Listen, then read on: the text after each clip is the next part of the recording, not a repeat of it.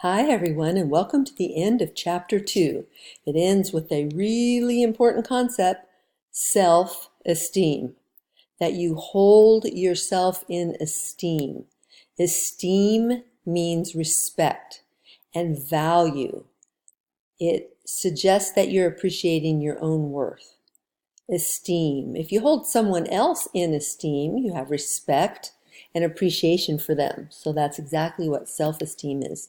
Respecting yourself and appreciating your own worth.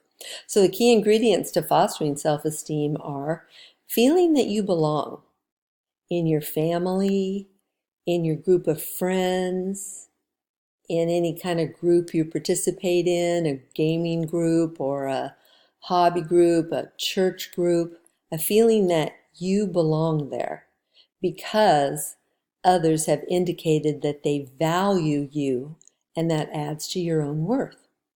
Being acknowledged for your efforts, that adds to your self-esteem. This is really important. Someone somewhere needs to have said, "Good job," or "I like the way you did that," or "Thank you very much for doing that," or "You're good at this." Someone, somewhere, parents, coworkers, friends, family, neighbors, people at church, and people in any groups you participate in. You need to feel like they value your effort. That adds to your self-esteem. Being recognized for your competence. Again, the same kinds of messages. You did a good job. You're really good at this. Wow, you learned that really fast. Oh, you figured it out. Congratulations. Those are messages of competence, and feeling competent increases your self-esteem. So I put a comment on here. These are essential in your workplace and for you to like your job.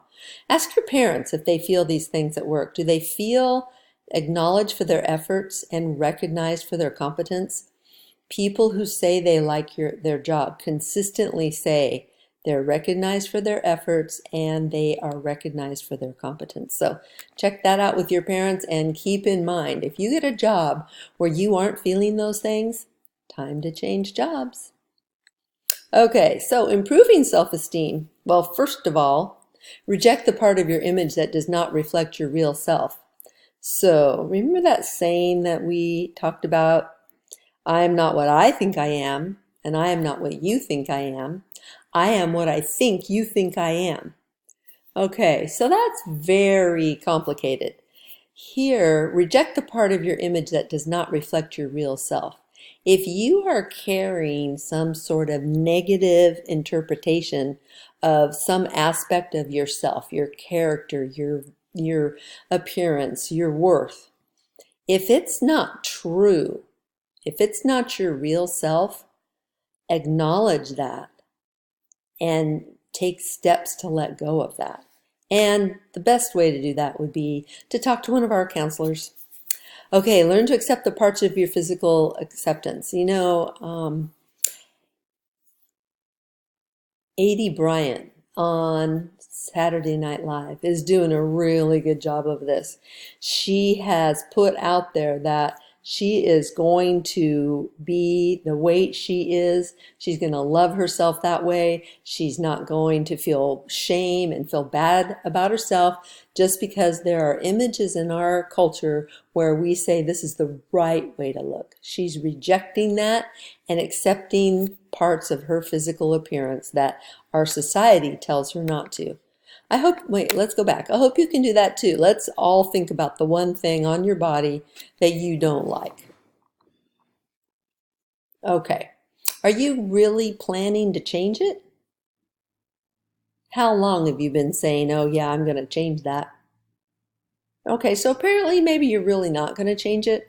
So it's time to think about accepting it. The Ivory commercials and several commercials now are really doing a good job of putting out there that freckles are okay, scars are okay, birthmarks are okay, burned skin is okay. Just accept yourself as you are. I think that's really valuable. So if you need to do some work on that, just pause the video right here and tell yourself the truth about this big flaw of yours that you've been feeling badly or feeling shame about. Okay, affirm your strengths. This isn't something that we do very often. If we were in class right now, I would ask you to write down 3 things that you would say are your strengths. So I'm going to ask you to do that anyway. So you can pause, come up with 3 things that you think are your strengths, things you are good at, things that people would describe you as being talented at. Pausing the video, writing these down. And then if we were in class, I would have you share those with another class member so that you hear yourself and you validate through your self-disclosure that these are actually strengths of yours. Identify your actual faults and make a plan to improve in small steps. And we're going to do a self-change project coming up in chapter 3. So if you think you really have a fault that you're going to change, maybe you want to focus on that for your self-change project. But it's time, if you've been saying, I'm going to change this about myself, whether it's your personality, your character, or something about your physical appearance, it's time to do it. Or go back up here to accept parts of your physical appearance, or accept the part of your character that you keep saying you're going to change, but you don't. Replace your unhealthy defense mechanisms. That would be denial, rationalization, things that you do to say to yourself, to make yourself feel better, that are kind of like lies. That's what using defense mechanisms is. So think about how you may be in denial about certain things about yourself, and it also denies your self-esteem. You might be using intellectualization, projection, defensiveness, regression, denial. All these things are unhealthy defense mechanisms.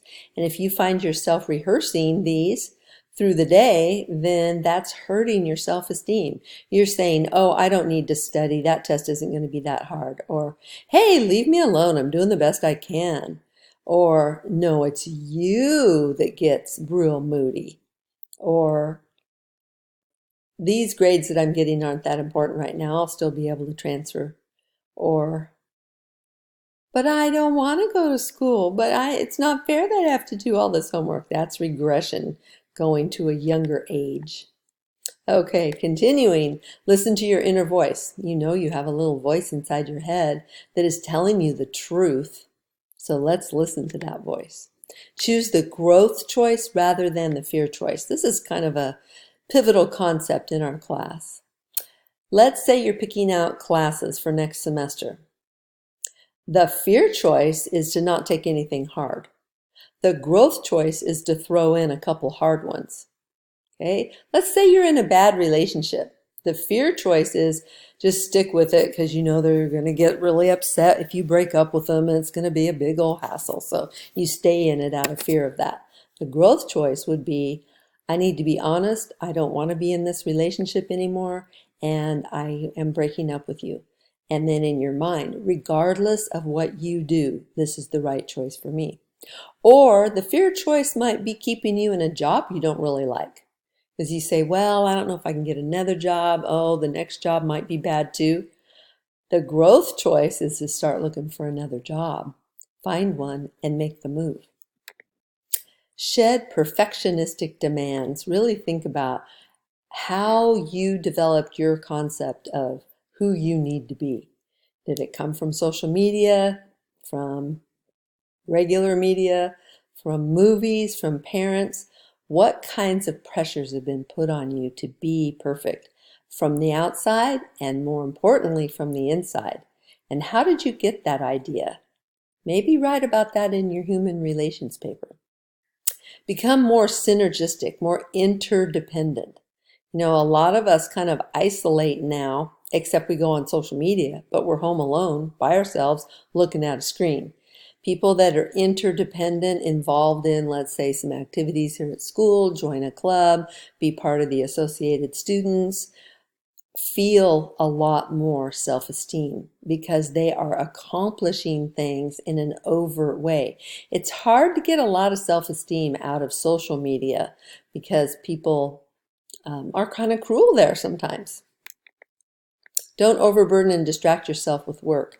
You know how much you can handle with work, and sometimes people hide behind doing a whole lot of work so they don't have to think about themselves and they don't have to make opportunities to grow. They just say, oh, I work too much, so I can't do anything else. Keep a diary and go back and read it. That's the important thing. Go back and read it. Maintain a sense of humor about this stuff. If you have a hard time seeing humor in things, it is time to watch some comedy and to set yourself free to laugh. And allow and accept your mistakes. You know what that's all about. Allow yourself to make mistakes and accept the mistakes that you make. Instead of saying, this mistake defines me as a less worthy human being, therefore my self-esteem naturally will suffer. Okay, last topic, self-actualization, achieving your full potential. These are characteristics of people who are self-actualizing. They accept themselves and others. Huge. Accept yourself and accept others. You may not like what they say, what they do, what they believe, but you accept them as fellow human beings, and you don't spend a lot of time being upset about how they are, unless they're really close to you, and then you make a decision about how much time to spend with them. Self-actualizing people have an efficient perception of reality. They don't go off on unnecessary details and stuff. They can stick to problem solving and what's right in front of them. They have close, caring interpersonal relationships. They don't have a ton of friends. They don't care about having a ton of likes or a ton of followers. They only care about a significantly intimate, close, few personal friends. 3 to 5. They wouldn't care about having a great big party, for example. They'd want to have a smaller party where they can have an intimate connection with the people that are there. They have autonomy. They believe they're in charge of the direction of their lives, and they have independence. They feel confident about their problem-solving ability and decision-making ability. They have a strong sense of ethics. They know what's right and what's wrong, and they stick to it. They're willing to grow as people and have unusual experiences and see how they are in that experience and to see if they want to add that to who they are. Along the journey, people who are self-actualizing live consciously. They really think about how they are being with others and in the world. They live self-acceptance. They live responsibly. Now, different people have different ideas about what that means. Some might think that being responsible means telling the truth and being there for others. Some might think that living responsibly means that you don't break any laws. Some think that you ought to take care of the environment by not living anything but a green life. Being assertive is a characteristic of people with high self-esteem, and people who have a purpose have a happier life. And they express personal integrity. Like I said, what you see is what you get with a person who is living the journey of life in a really authentic and meaningful way. Okay, that's it for chapter 2, and that is also it for these videos. I will see you in class on Tuesday, February 4th. Bye.